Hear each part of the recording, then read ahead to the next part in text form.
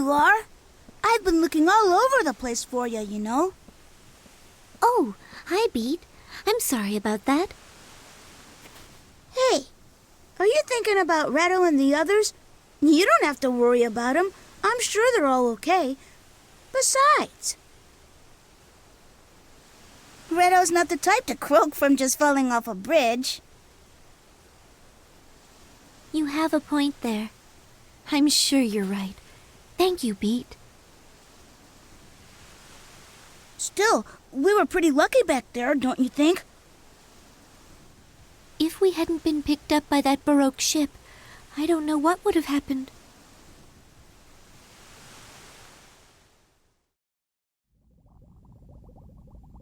Thank you so much for helping us like this. Don't mention it. It was nothing. Is there any way we can repay you? You did save our lives.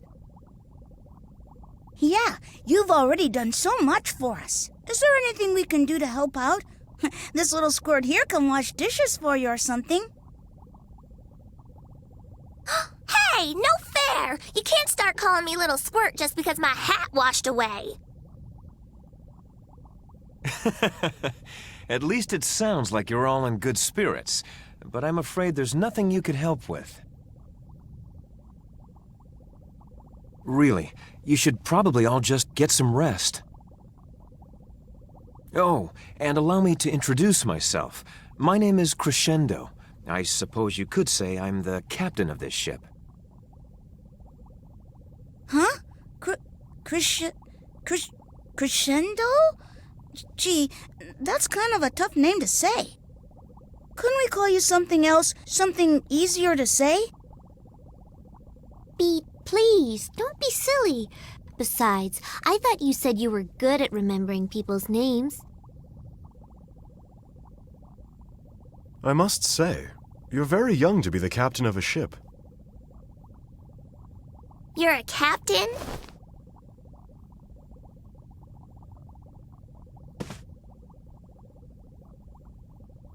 Hey, hold on now. This guy doesn't even have a hook or an eye patch. There's no way he's a real captain.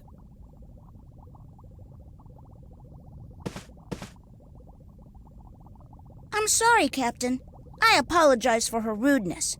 Hey, maybe I'll just call you Captain for now. I could remember your name, no problem, but you need to show respect to the ship's captain. Feel free to call me whatever you'd like, really. Well, Captain Crescendo, thank you for your kindness. I think we'll get some rest as you suggested.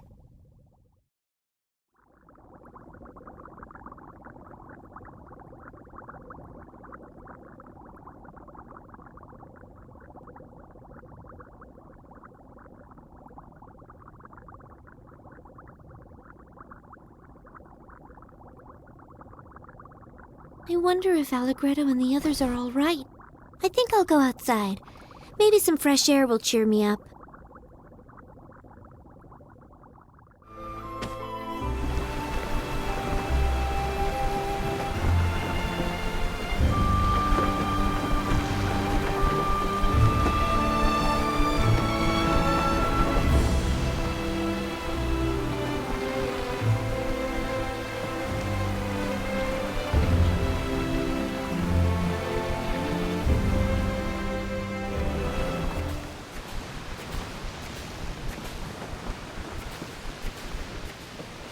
So the world is all just Frederick's dream.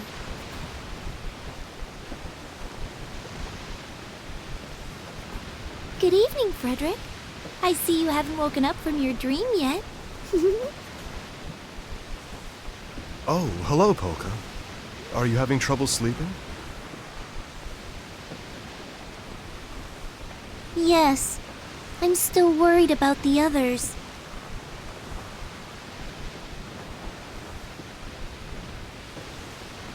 Polka, there was something I said to you before.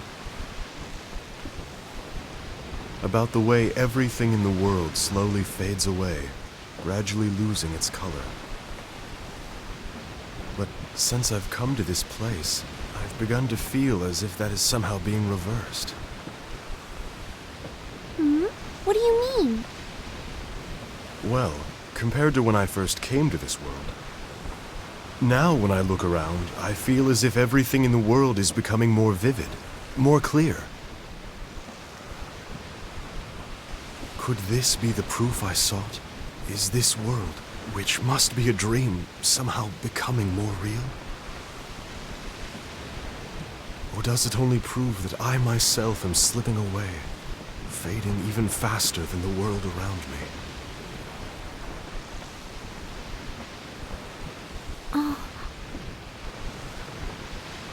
For example, I find myself wondering about whether the others are all right.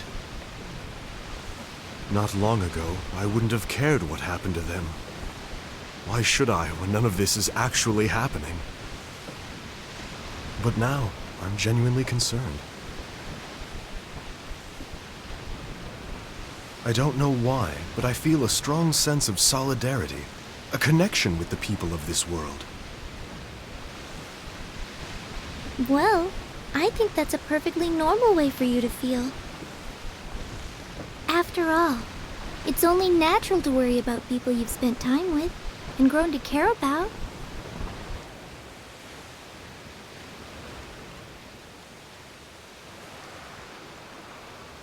You know, before I had this illness, everything around me seemed so dull and ordinary. But since I found out my life would soon be over, even little things seem to shine with an inner light. Like the sound of wood crackling in a fireplace, the smell of a campfire, leaves slowly floating down a stream, the gentle sound of falling snow.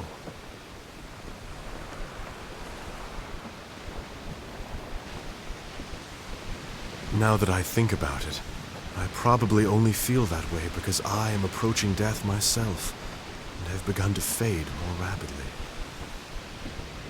Just as Amelia did. Amelia? My sister. She was only 14 when she was struck down by tuberculosis, the exact age you are now. Oh, your sister was my age when she... I see. How terrifying it must have been for her, forced to accept an inescapable fate. She must have had so many hopes and dreams.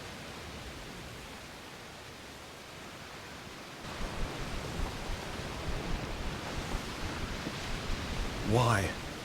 Why does God allow such things to happen to good people?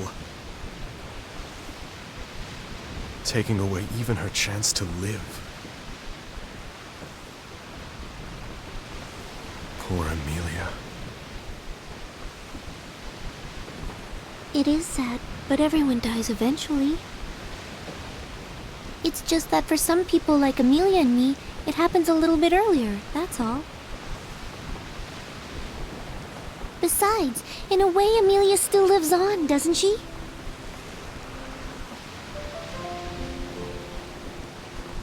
She lives on inside your heart, Frederick. And she lives in the wonderful music that your heart creates. She also lives on inside all the people of the world whose hearts are moved when they listen to your music. Amelia won't ever really die. She'll touch the hearts of every generation to come. Through her brother's melodies, she will live on forever. I think that's wonderful. Frederick, do you need any more proof that part of her still lives on than the thought of that? You know, Polka, whenever I'm with you, I feel like I'm talking to Amelia. It's almost as if Amelia is saying the very same things to me.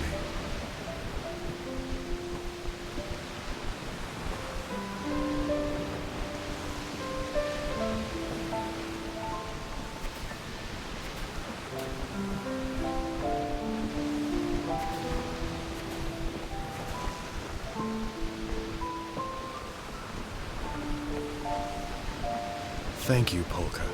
I believe you've taught me something very important tonight. Very important indeed.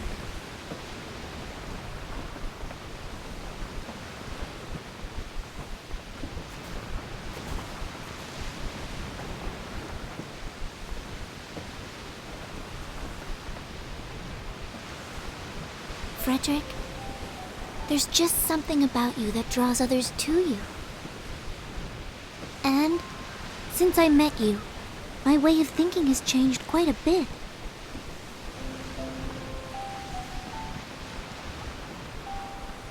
Although I didn't realize it before, I think I've been dwelling on the past and ignoring the future. Because thinking about the future is just too painful when you know you're going to die soon.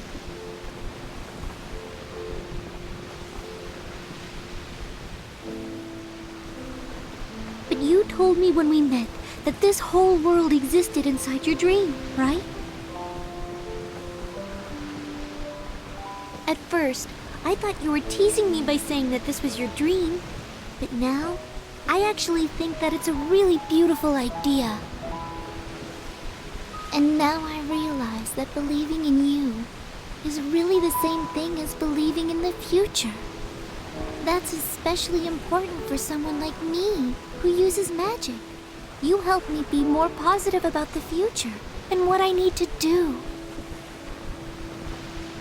I should really be thanking you, Frederick, because you've taught me something very important too.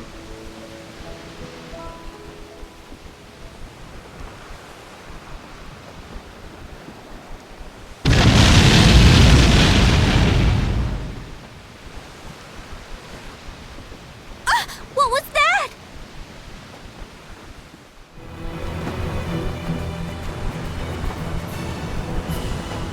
Damn it! Of all the times for this to happen. That's a big ship.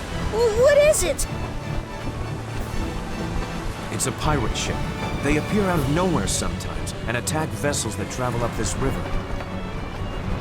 The pirates sneak up from behind and ram their unsuspecting target.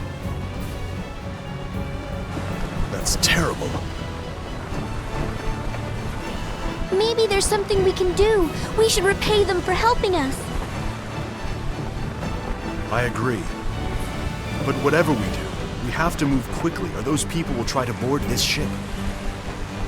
It's far too dangerous. These pirates, even their underlings, are very strong. Hey, that's no way for our captain to talk. Don't worry about a thing. Just leave it to us. What's all the fuss? Is something happening? Still really sleepy.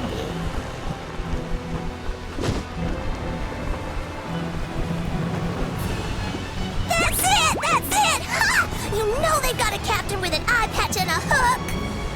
Ooh, and I'll bet they have a lot of treasure. Hey, wait!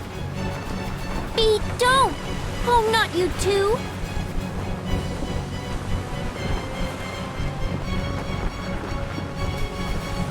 All right. We'll go over and keep them occupied. Meanwhile, try to pull the ship away as far as you can to keep them from boarding. Right. I'll do everything I can. Very good. If you'll excuse me.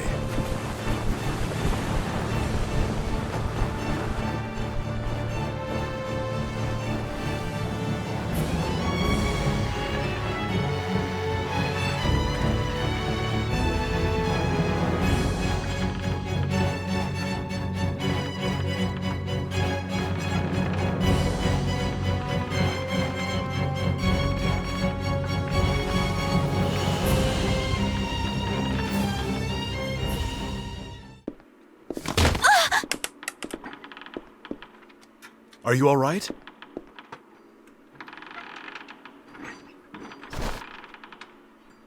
What the? What's this thing? It looks like some kind of weird rock or something. Hey, Polka, why are you carrying around this weird stone?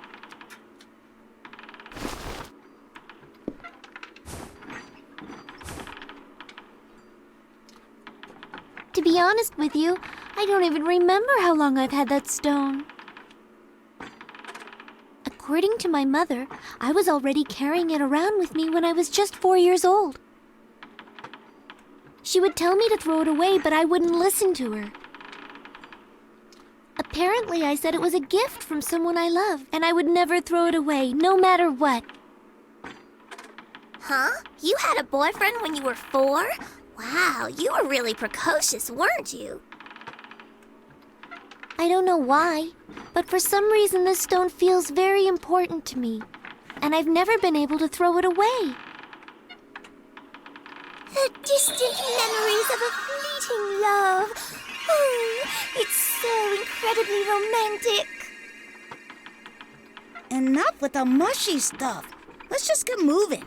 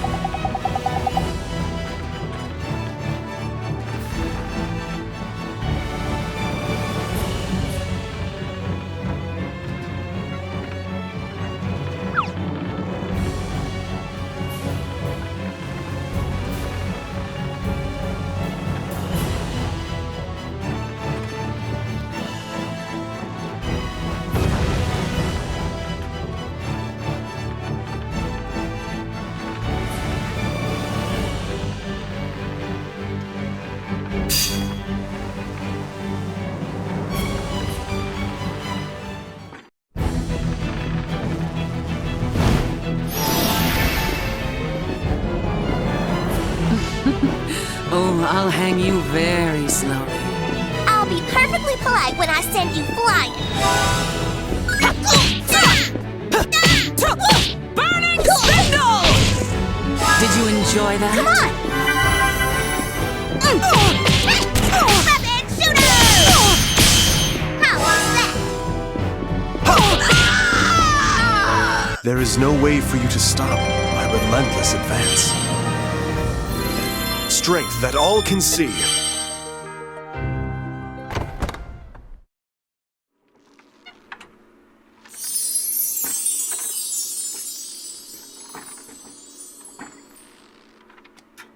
Oh, wow! It looked like what Salsa said was true after all. Yes, so it would seem. Amazing. We've actually managed to find the pirate's treasure. You see, it's just like I told you. I knew we'd find it. But wait, is it really okay for us to take it? I mean, this is an awful lot of treasure. I feel kind of guilty taking so much. Come on, you'll never become a big shot if you say silly things like that. Taking this much treasure is no big deal at all. I'm quite sure these items were all stolen in the first place, so I doubt anyone will complain. Yeah, exactly. With a huge pile of treasure like this in front of you, nobody'd be interested in any of this other junk.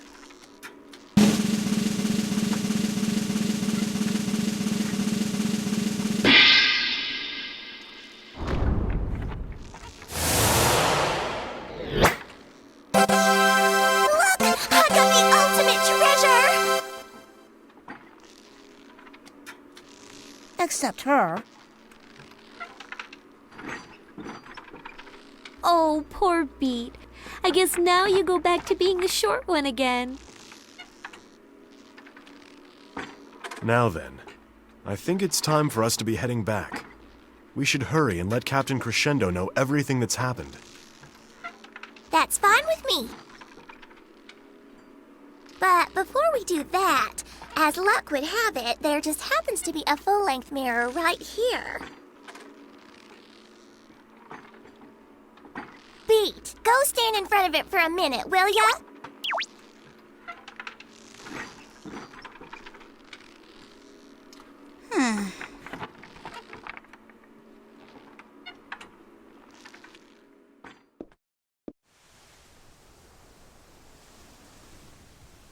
Oh, I just remembered something I wish I hadn't. What's wrong? Did something happen? Nah, it's nothing. Never mind. Alright, I'm going back inside now. You should come in soon too, okay? It's probably gonna start any minute now.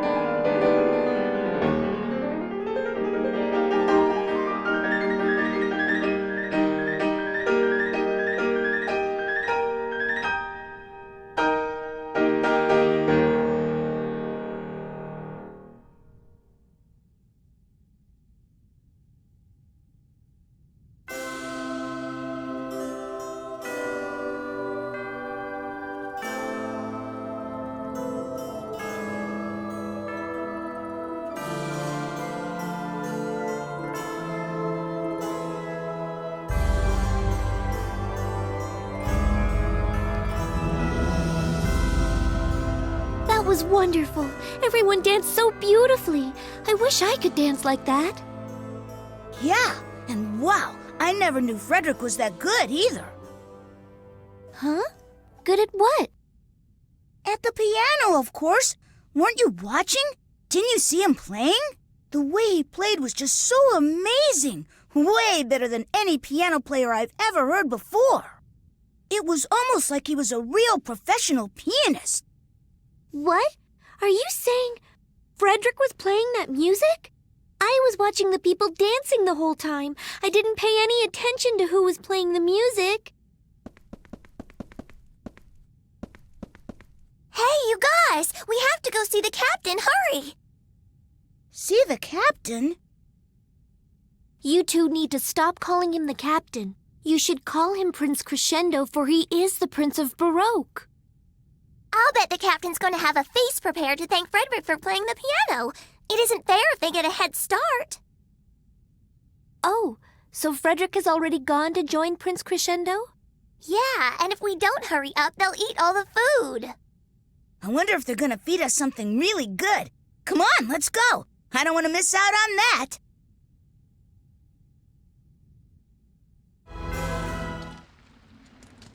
Mr. Chopin, thank you for your stellar performance. Allow me to introduce my fiancée. This is Serenade, and the little one with her is Minuet. Hello. I am very pleased to make your acquaintance. Hey, what's going on here, Salsa? They're just talking about boring stuff. I don't see food anywhere. Well, I just thought they were probably going to eat all the good stuff before we could get here. There is something I wanted to tell all of you about the position Baroque is in right now. Count Waltz is using mineral powder to convert his population into soldiers who fear nothing, not even death, to create an unstoppable army. As soon as his preparations are complete, it is almost certain that he and his armies will invade Baroque. However, if Baroque were to preemptively challenge Forte, many innocent civilians would surely get caught up in the resulting all-out war. The suffering of innocents is one of the greatest tragedies of war. It's appalling. So, what are you gonna do now? Well, I thought that the solution to the problem would be to find a way to assassinate Count Waltz to avoid any other casualties. So I aided Andantino. But you see, I am opposed to that plan. I believe assassination would be the equivalent of a declaration of war against Forte. And if we were to do that, would it not be the same kind of evil for which Count Waltz is responsible? History always repeats itself. Even if we managed to succeed in assassinating Count Waltz, another Count Waltz would appear, then another. The problem itself would still remain. If we throw all our support behind a band of rebels, I believe it will be Baroque that is disgraced in the end. I see. And you're correct. Looking back on history, mankind does indeed repeat the same mistakes, over and over again. Someone else with evil designs will surely appear to fill the void. If it's really as important as all that, how can people just forget about it? It's because the passage of time allows us to forget tragic and painful events. We let them go so that we're able to continue on with our lives. Like letters written in sand and then blown away by the wind, they're all forgotten. But there are some things we must never forget, no matter what. Tragic memories that we have to carve firmly in stone, so that the wind can never blow them away. I have a favor to ask. I understand that all of you are acquainted with jazz. There is a message I would like you to pass on to him. It is this. Baroque can no longer provide you with any assistance. No matter how much of a tyrant Count Waltz may be, there is no way we can be absolutely certain that he will ever attack us. If we were to make a preemptive strike against him, it would be a classic example of man's suspicious nature leading him to war. Serenade, I know in my heart that everything you've said is correct. That's why I wanted... What is it, Captain? It's nothing. We must achieve true peace, not simply the appearance of it. But, because of the current situation with Forte, there is no way I can leave Baroque at the present time. Besides, if I were to be seen making contact with Andantino, that very thing alone could act as a trigger for war. Is there any way you could meet with Jazz and tell him for me that this struggle itself is the very thing that's leading the world into chaos? What do you mean exactly? You want us to inform Andantino that Baroque can no longer provide support for its actions? I know that it's selfish of me to ask this of you. Yes, you're right. As you say, it is rather selfish of you. Frederick? Up until now, you have been providing Andantino with support, is that correct? Denying them that support because your opinions have changed is rather irresponsible. That may be true, but you must understand. We have come to realize that the actions we have taken up to this point have been mistaken. Regardless of the criticism that we may face later, should we not correct those mistakes? I imagine it won't be difficult for the two of you to shake off any criticism. However, have you stopped to consider what this will do to Andantino, who will be cut off without any warning? Of course, it wasn't our intention for the people of Andantino or Forte to suffer. And yet, as the Prince of Baroque, I have a duty to put the welfare of my people above all else in any decision. Then, Prince Crescendo, do you admit that you are merely using Andantino to push forward the interests of Baroque? It is rather convenient that your ties to a rebel band from a neighboring country could so easily be severed once the need arose. That is not true. Prince Crescendo would never do anything like that. That's enough. Jazz and I have known each other since the days of our youth. We may have different social positions, but he's always been someone I could confide in and speak openly to. Really? I didn't know that. But then, why is Jazz living in Forte instead of here? Are you familiar with Mount Rock? It's a mountain rich in ore located on the Forte border. I know all about it. Thanks to all the digging Forte's been doing out there, Go Forest is in big trouble. Jazz is originally from that area, and through its history, Forte has always maintained very strict control over that place. Oppressively strict. Many people have opposed their cruel treatment of the miners, as well as their utter disregard for the delicate ecology of the mountain. Unlike me, Jazz was always a passionate leader. Since we were young, he's always had a talent for making decisions and taking action. So, to be honest, when I heard he had taken part in a revolt of the Forte miners, well, knowing him, I can't say it came as much of a surprise at all. So what happened in the revolt? Forte's forces showed the miners no mercy. Much blood was spilled. By the time Baroque intervened, it was over. After that, Jazz never returned to Baroque. He founded Andantino to continue his fight against Forte. And that's why you agreed to cooperate with them. Even though I shared his feelings when we were younger, there was nothing I could do then to help his cause.